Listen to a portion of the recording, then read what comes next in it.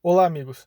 Independente se você apoia ou desaprova o governo Bolsonaro, não tem como negar que o governo dele está longe de ser perfeito. Ele cometeu vários erros, grandes e pequenos, muitos que foram discutidos e debatidos até exaustão. Mas hoje eu vou falar o que, na minha humilde opinião, foi um erro crasso do governo Bolsonaro. E não tem nada a ver com Queiroz ou Moro ou qualquer outro. Não, esse erro foi tão grande que supera todos esses. Um erro tão grande que irá debilitar a direita pelas próximas décadas. Mas um erro tão pequeno que muitos de vocês já devem ter até esquecido desse evento. Um erro tão bobo que poderia ter sido evitado bastando os direitistas terem tido uma postura mais estoica dos eventos. Esse erro foi a demissão do ministro da Cultura, Roberto Alvim, sob a acusação de fascismo. Antes de começarmos, lembre-se de me acompanhar tanto no YouTube quanto no BitChute, onde haverá conteúdos com tópicos picantes demais para os frescos do YouTube.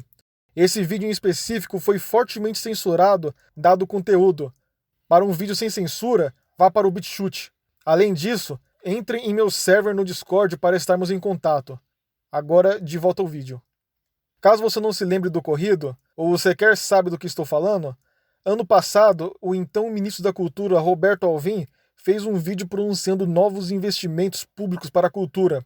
Mas esse vídeo foi terrivelmente atacado, aparentemente por ter sido um discurso adaptado de Goebbels, o ministro da propaganda de Hitler, além de ter música de Richard Wagner tocando no fundo, além do ângulo da filmagem e o fato de que ele não pisca também lembrasse dos filmes de propaganda nazista. Reação essa foi tão forte e tão histérica que não levou nem mesmo uma tarde para que Alvin fosse subitamente demitido por apologia ao nazismo, e foi uma decisão unânime entre a esquerda e a direita. Esse, dentre todos, foi o maior erro da direita bolsonarista, porque não só mostrou a fraqueza deles ao cederem imediatamente às demandas da esquerda, mas também mostra a completa incompetência deles a apoiar essa decisão. Eu te faço a pergunta: você ouviu o discurso de Alvin? Se você ouviu, você parou de berrar fascista histericamente e ouviu de fato o que ele estava falando? Vou deixar um link na descrição para o vídeo original dele, mas de maneira reduzida, ele fala de criar uma cultura construtiva e não destrutiva, uma arte nacional que inspire e muitas outras coisas que, honestamente, não há ninguém em sã consciência que seria contra. Bem, eu entendo porque esquerdistas seriam contra, já que eles são que querem destruir o Brasil, e a cultura para eles é isso. Eu também entendo porque centristas e isentões seriam contra, já que eles são esquerdistas enrustidos. Mas por que diabos a direita também se juntou ao linchamento e condenação do ministro e desse seu discurso? Para onde foi todo aquele papo de combater a hegemonia esquerdista na cultura, ou de guerra cultural, ou da importância de fazermos filmes, músicas e livros de direita, já que a cultura é tão importante? De repente, vocês jogaram tudo isso na lata do lixo simplesmente porque a esquerda apontou o dedo e gritou fascista e todo mundo obedeceu? O mundo atualmente não tem mais homens de verdade. Ao invés disso, nós temos diversos que procuram motivos para terem um ataque histérico e não pensam por si mesmos, e sim reagem emocionalmente baseado no que os outros estão reagindo, ou o que a sua programação dita como reagir. Porém, esse caso em específico demonstrou que não só a esquerda, mas a direita também é afetada pela histeria coletiva, que basta os esquerdistas ficarem indignados com algo, que os direitistas também ficaram indignados com esse algo, que basta os esquerdistas gritarem fascista, que os direitistas também irão gritar fascista, que basta os esquerdistas clamarem pela cabeça dele, que os direitistas o entregaram como uma obediência canina. Se fosse o contrário, se fosse um esquerdista citando algum ministro soviético em algum discurso, você acha que isso teria dado tamanha reação? E mesmo se tivesse, você acha que a esquerda jogaria um dos seus aos lobos, como a direita fez? Perceba que toda aquela histeria do discurso fascista poderia ter sido resolvida se simplesmente tivéssemos mandado os esquerdistas fecharem o bico. Mas ao invés disso, nós cedemos, e a esquerda ainda tem um controle hegemônico sobre a cultura de nosso país. Eu acredito que existam duas explicações para esse evento. As duas demonstram uma fraqueza dos direitistas. A primeira é que os direitistas passaram tanto tempo sendo chamados de fascistas que eles criaram um medo debilitante dessa palavra. Tanto que bastou um sujeito ligeiramente parecer com um fascista autêntico que eles se livraram dele para não serem associados com essa palavra que eles tanto temem. Eu posso comparar isso com um moleque que sofreu tanto bullying que ele fica tentando provar algo a todo mundo, como se estivesse compensando por algo que o trauma dele cria.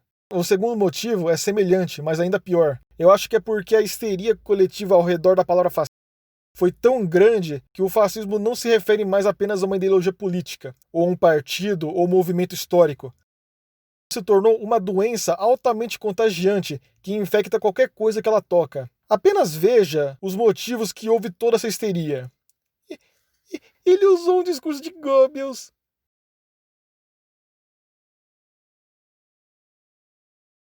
Se Hitler tivesse dito que a água é molhada, deveríamos dizer que a água é seca. Do contrário, você está fazendo uma apologia ao nazismo? Ma- Mas, mas ele estava ouvindo Wagner.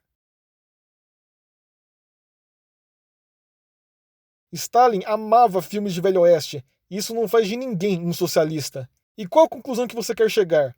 Deveríamos simplesmente proibir um dos maiores músicos da história porque a doença do fascismo contaminou suas músicas?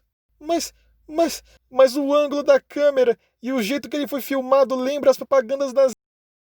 Você por acaso conhece Fraulein Leni Riefenstahl?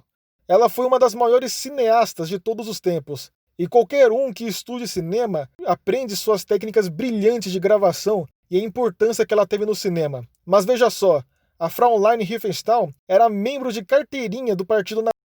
Acreditava piamente em todos os seus ideais, e seu magnum opus, que é estudado, é O Triunfo da Vontade, a maior peça de propaganda já feito. Você vai me dizer que todos os filmes e cineastas posteriores a ela devem ser censurados porque as técnicas de filmagem e os ângulos da câmera também estão contaminados com fascismo? Mas, mas, mas, ele não pisca! Senhoras e senhores, se você passa longos períodos de tempo sem piscar, você é literalmente Hitler. E isso valeu a pena, por acaso? Você acha que ter feito isso faria os esquerdistas parabenizarem vocês? Que, apesar de nossas diferenças, pelo menos nós chegamos a um acordo de sermos contra o fascismo? Ou, aos olhos dos esquerdistas, vocês são tão fascistas hoje quanto eram antes? Vocês não provaram nada. Vocês simplesmente jogaram um dos seus aos lobos para agradar um inimigo que nunca irá retribuir o mesmo. Você achava o quê? Que agora vocês irão provar que vocês não são mais fascistas? Como um moleque que sofreu bullying tentando provar algo? Mas vocês não têm nada a provar. Não deveriam estar tentando provar algo para o inimigo que quer te destruir. Porque aos olhos da esquerda, vocês sempre foram, ainda são e sempre serão. E ficar tentando provar ao contrário é pura perda de tempo. Eu peço que inscreva-se, compartilhe e lembre-se sempre. Brasília de Lenda Este e viva Cristo Rei.